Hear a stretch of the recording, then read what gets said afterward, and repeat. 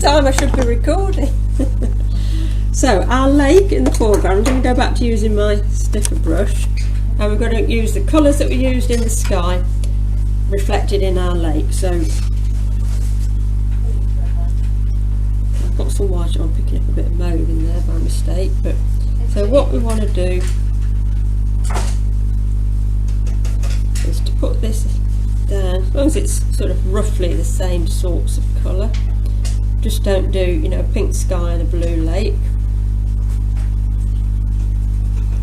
Up to your tree line, and then just again just sweep it across nice and. It's a big lake. It is a big lake. Well, it's big mountains. It's got to be Canada or somewhere, hasn't it? Really. I was eating our crocodile.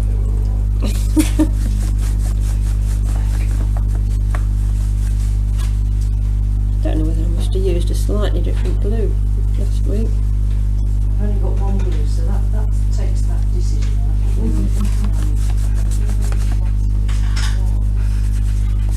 I should have kept to the same blues. Mine's come out a little bit. A slightly different colour. Might just need to get another bit of blue to just work that in.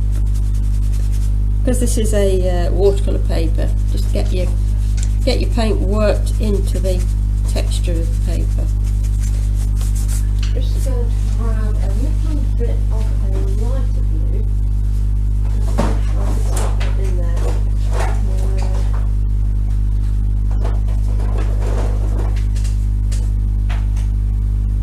I don't know where it came from, but it's a different blue, isn't it? You had fallow, didn't you?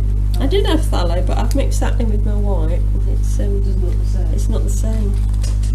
I probably found a bit of blue somewhere. I thought your fallow blue wasn't the same colour as mine. I haven't got fallow, so it wasn't an issue. I've only got the ultramarine. But then Would you go down way down to the bottom as well? Yes, all the way down. All the way down. oh gosh. I wish you'd done a smaller picture now.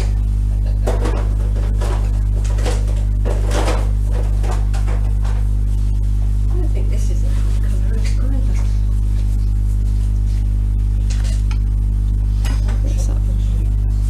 Oh, that's not right either. Where did I get that blue from then? Is it cerulean used? Well, it looks like it, doesn't it? I've got cerulean. I didn't use Didn't use that. Perhaps I found a bit of an odd bit somewhere. Or can I grab a bit of this? You should. Bit of that.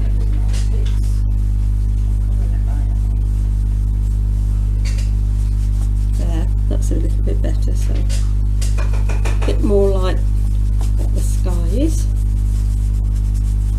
Perhaps it dries darker, doesn't It can do, yeah. Not quite the same as your watercolours, is it, when it dries lighter. So that looks a little bit better. What colour's that, John, that I've just had off you? Cerulean? Yeah, cerulean. Yeah. Bit of a mouthful, isn't it, that one? It's like phthalo blue. Too many H's. So just work it, make sure that you've worked it into that texture of the paper. Add a touch of water if you want, if that helps.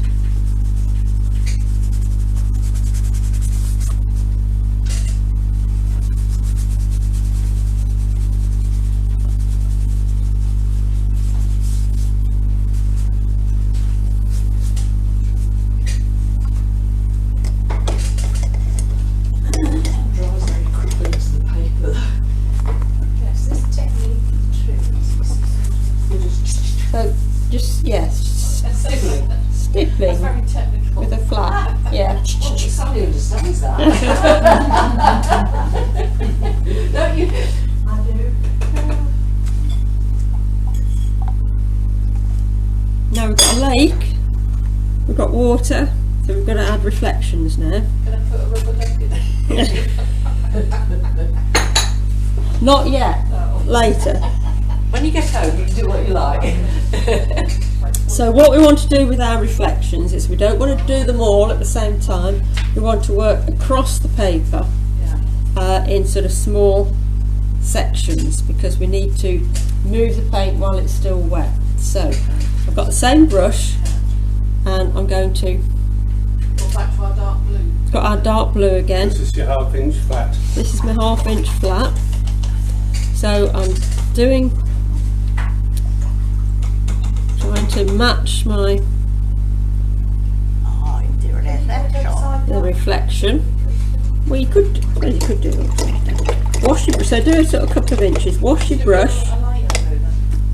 Same blue as before. Wash your brush, dry it, and then just go across your painted bit and just move the paint or even lift off the paint in some areas. So we're just doing those horizontal lines to suggest reflections. As I only do a little bit at a time, and then because if you leave it too long the paint will dry and then you won't be able to move it.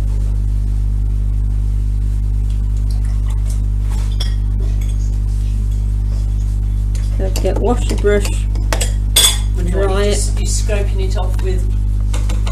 So just using the flat of my brush and just moving that across nice and horizontally, lifting a little bit and just moving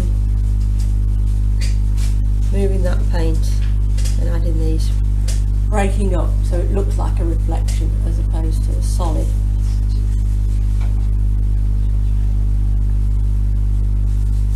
As I say, just do a couple of inches, wash your brush, dry it and lift it off.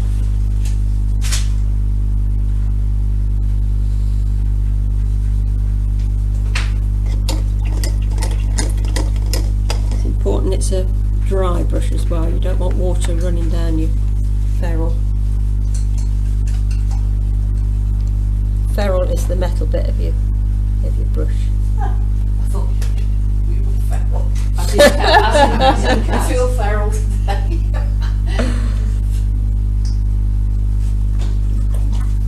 Just keep working across your lake.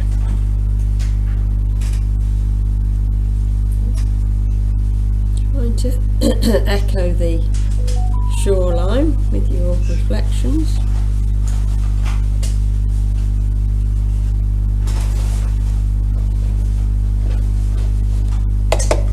Get a crick neck. It's alright. Yeah. Did you paint your tissue? Rose? We did, yes, we painted the tissue with that sort of, again, that blue, That dark blue? that darky, purpley blue.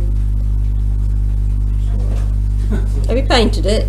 Yeah, I thought That's that. it. No, so painting it puts that layer of paint onto your tissue and makes it much stronger and sturdier. When you do the lake, do you use a big fat brush? Yes, you can. You can use, yeah, That's a technical term, isn't it? big fat brush.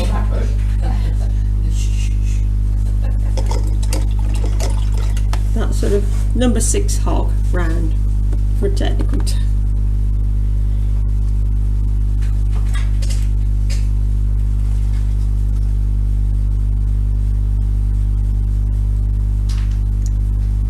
So hopefully we've created some reflections. If you've got little bits of white showing, just fill those in on your river bank, your lake bank.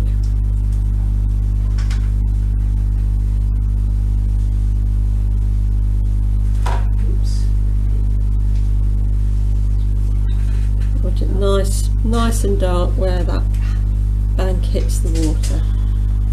I'm just going in with a little bit of a dark purple just to cover up some of those little white flecks I've got showing.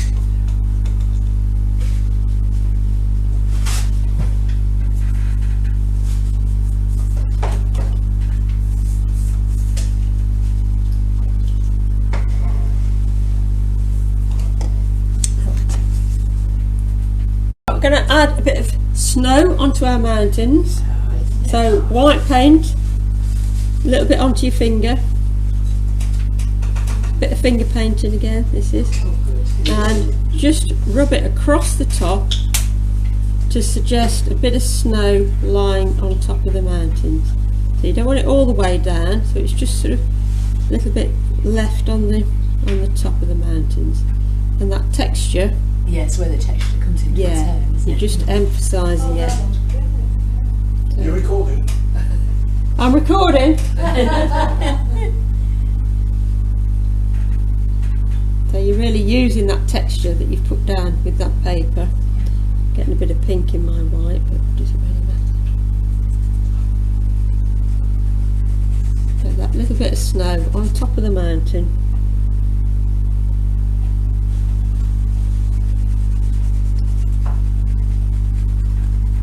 And we don't want it all the way down to the trees, but we just want a little bit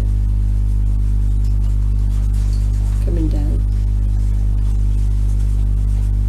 Let's put a touch more on there. It's much easier to do it with your finger than a paintbrush.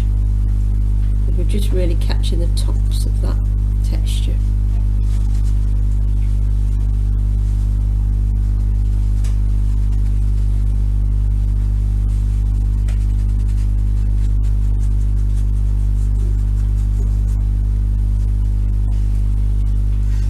So very, very quick and easy that bit, isn't it?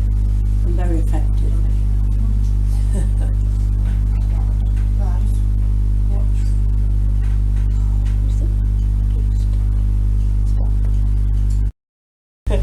What we're going to do, we're just going to put two little patches of land in the foreground here.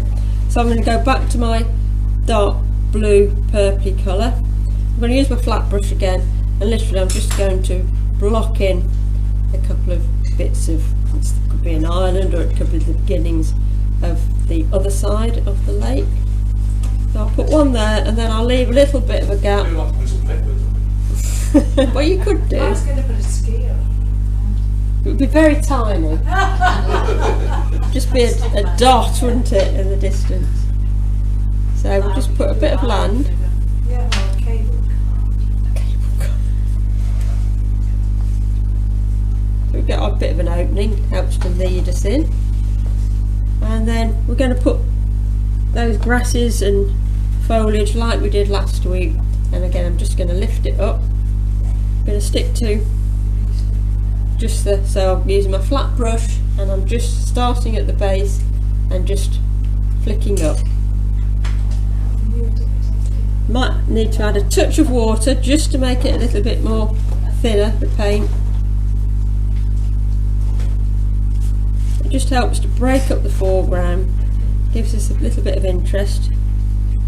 We've got some of your purple, put that in as well, to thin that down a touch.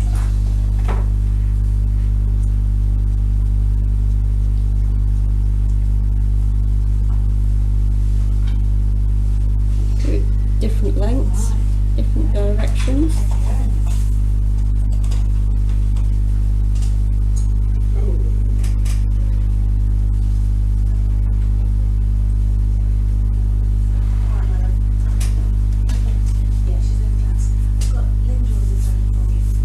Okay, just give me a couple of minutes, I'll just finish this off.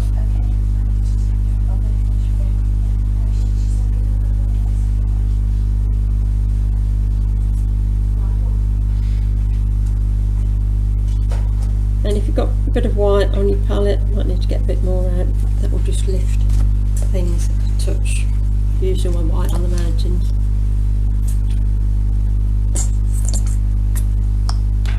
We don't use a whole amount of paint, do we really? We use bucket amounts.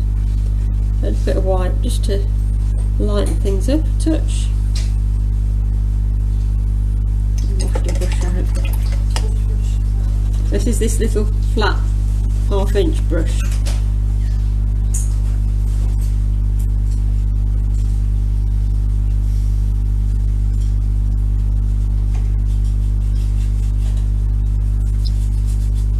So they're all sort of twilight colours, nice dark silhouettes of the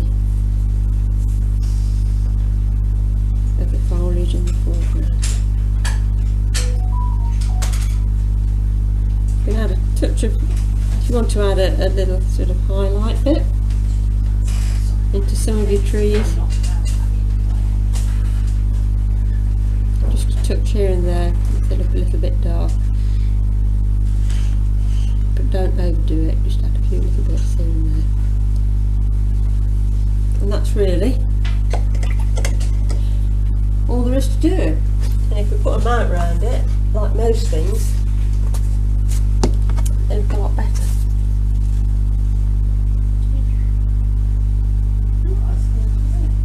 So, yeah, it's a nice little study, isn't it?